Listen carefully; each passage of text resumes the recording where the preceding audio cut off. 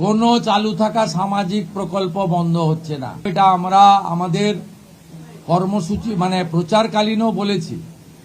কোনো চালু থাকা সামাজিক প্রকল্প সে 30 বছর আগের হতে পারে, 10 বছর আগের হতে পারে, কোনো সামাজিক প্রকল্প আমরা বন্ধ করছি না। আমরা পেপারলেস অফিসও করব, আমরা সমস্ত পোর্টালগুলোকে আপডেটও করব এবং সমস্ত বেনিফিশিয়ারি ডিবিটির মাধ্যমে, যেটা নরেন্দ্র মোদীজির নেতৃত্বে দেশের সরকার করেছে, ডাইরেক্ট বেনিফিট ট্রান্সফারের মাধ্যমে হবে এবং সবটাই স্বচ্ছতার সঙ্গে হবে। যে স্কিমটার কথা আপনি বলেছেন, আমি শুধু ওই স্কিমটা নয়, চালু থাকা কোনো সামাজিক কল্যাণকর কর্মসূচি বন্ধ এই সরকার করছে না।